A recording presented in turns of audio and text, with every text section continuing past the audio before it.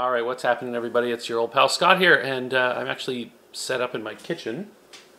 Oh, here comes one of my dogs because I didn't want to set up in my studio because there was really nice natural light up here. That's a lot easier than setting up all my lighting. But today I want to talk about vlogging cameras. I feel like I'm really overexposed here. Am I overexposed? Sony recently announced a new vlogging camera, the ZV-1F, and I saw that camera come across my email. Hey! Love each other, okay? Love each other. That's enough. My chihuahuas don't like each other sometimes. I saw the announcement come through my email inbox. I'm on Sony's media list, and I thought, what a cool camera. Type 1 sensor, 1-inch sensor if you're nasty, and a fixed f2 lens. It's wide. I can't remember how wide it is. 20 millimeter, I think. Fixed 20 millimeter equivalent f2 lens. And I thought, that's great. Flip out screen, mic input, the whole deal. And then I kind of thought, no, that's a phone, right? So I don't really see how that camera is going to be better than using a modern smartphone for vlogging.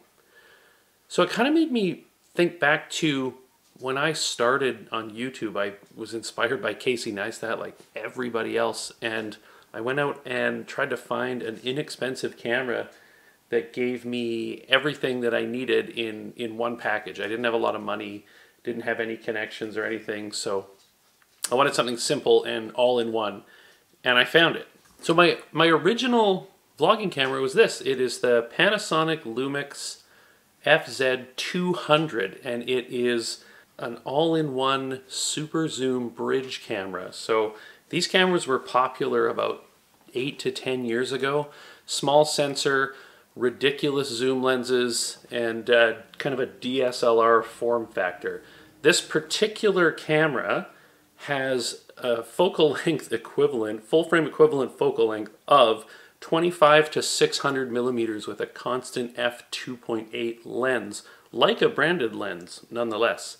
So an f2.8 lens on a 1/2.3 inch sensor isn't that impressive. The sensor is so small that you're not going to really force any significant depth of field unless you're at the very far telephoto end of this lens. I would say between the 300 and 600 millimeter equivalents. You'll get some. Obviously the 2.8 helps a little, but it's not going to be that substantial. f2.8 is not that fast anyways, and you need a larger sensor to really notice any depth of field with an f2.8 lens. I'm shooting on an f2.8 lens right now, but I think I'm shooting it at f4 or f5.6 or something like that. At f2.8, this lens has a very nice soft background. It's not ridiculously soft, but it's a nice professional look. Fujifilm X-T30 with the 18 to 55 f2.8 to 4, in case anybody's wondering. But this camera right here, as far as vlogging went, was the cat's meow in 2012. It had flip out screen. It had a mic input, although it was a 2.5 millimeter input, so you had to use an adapter. It had 1080p video at 60 frames per second. It also had 120 frames per second at 720 in 2012. Okay, it shot in AVC HD, which is a decent format, 28 megabit per second video, which at the time was also quite good. It's got some interesting built-in color profiles. Just stick with the standard or the natural profiles and you'd be good. It also shoots raw photos. Now it is only 12 megapixels, but that does give you a little bit of leeway when you're editing these files. They're not great as a photo camera, not great, but as a video camera, and specifically as a vlogging camera or a wildlife video camera, that's something that I've sort of figured out while I've been using this the last few days for the first time in years.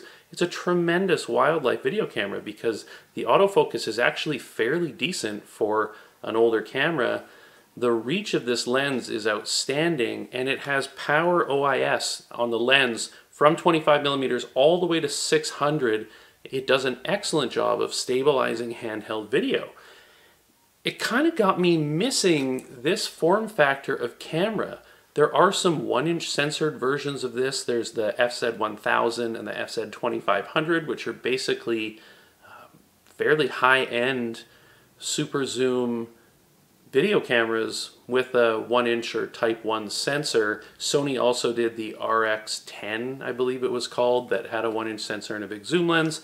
They're great cameras, and the form factor, like, it's not that big. Obviously with the microphone on here it looks a little bit bigger, but it makes me wonder where we're heading with vlogging type cameras, where I know we want them to be small and portable, but we're just sort of making them into smartphones, right? I don't think that that's the direction they should be going. I think that a niche camera like this with a more modern sensor, a Type 1 sensor, same sensor from that new Sony vlogging camera, would be outstanding. With this kind of zoom range, an f2.8 lens, I think the RX100 6 had some 200mm equivalent focal length in a pocketable camera. That was an excellent camera for vlogging, but you lost the faster end of the lens. They used to be 1.8 or f2. I think it slowed it down to 2.8. But basically, I miss these kind of cameras. I miss these super zoom bridge cameras, these super zoom digital bridge cameras.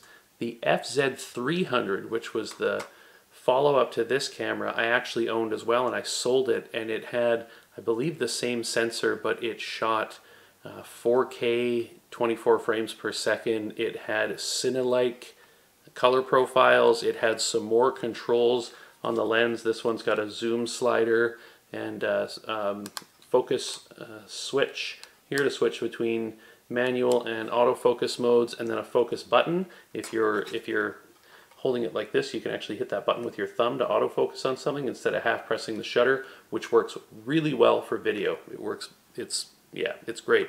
Lots of buttons and dials, lots of customizable buttons, which you would expect from Panasonic. It's even got the old channel sticker on the back there from however many years ago. I'm going to cut to some footage from this thing. I did just a quick vlogging test about 10 minutes ago here in the kitchen, and shot some video in the city and then out my window here onto my balcony with some birds and stuff. So we'll come back at the end and just kind of sum up my thoughts.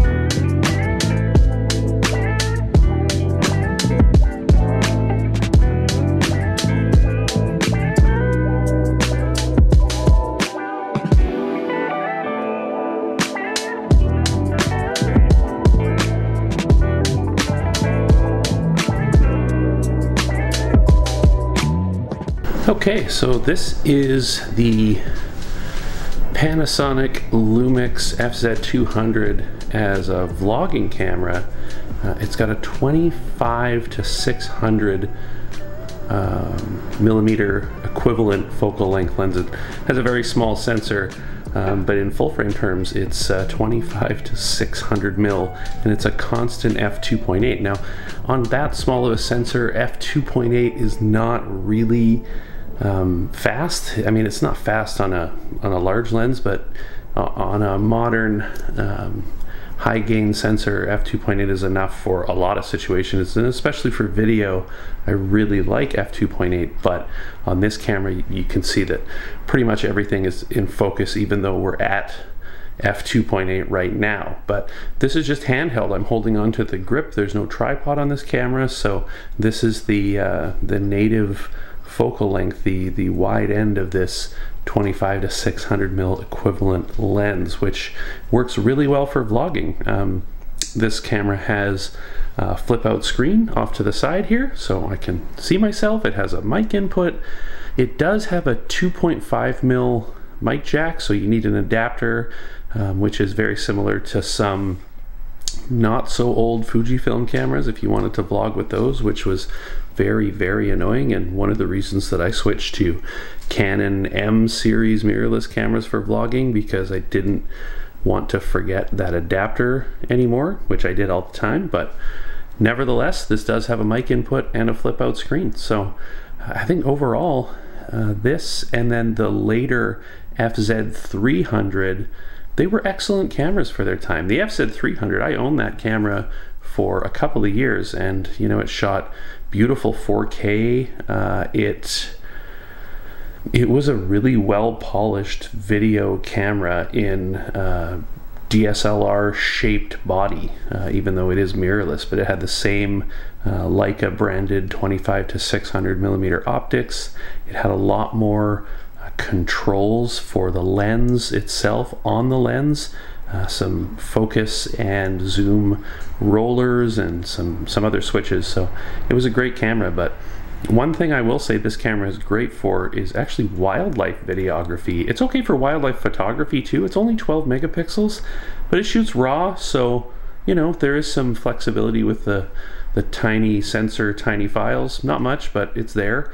But as far as video goes, you know, 1080 60 video with this 600 mil lens, it's actually pretty fun for wildlife videography. And the power optical image stabilization built into this lens works really, really well and gives you a reasonably stable platform at that 600 mil focal length. So yeah, this is it's a pretty good camera. So I'm just going to turn this thing on. There's 3 birds right outside this window. I'm gonna zoom in on them here and see if I can't get some video of this guy live for you. So this is through my window of a bird sitting on my railing. Hey buddy. I mean, that's it with the lens zoomed all the way out, so it's not even that big of a lens throw for something that goes 25 to 200 millimeters. 25 is an excellent vlogging focal length, and 600 is what I get from my Fujifilm XF100 to 400 on this APS-C sensor. It's a 600 millimeter equivalent, so same focal length in this all-in-one camera. Camera companies, bring back bridge cameras. I love them, and I will buy one, and that might be the only one that you sell. So this is probably a very bad business idea, but I have some nostalgia for them, and they're great cameras. So I do still believe that this camera, if you can find one, if you're looking for a vlogging camera and you don't want to spend a bunch of money, and you don't want to use your phone, and you want to have some flexibility when it comes to focal lengths, and you want a flip out screen, and you want a microphone input, and you want decent glass, and you maybe want to be able to shoot raw photos. These things are so cheap on eBay. They're like $100, $150. I mean, why not? Give it a try. Anyways, it was fun shooting with this dinosaur again. Brought back a lot of memories actually from when I started this channel. So thanks for watching, guys, and happy shooting. We'll see you in the next one.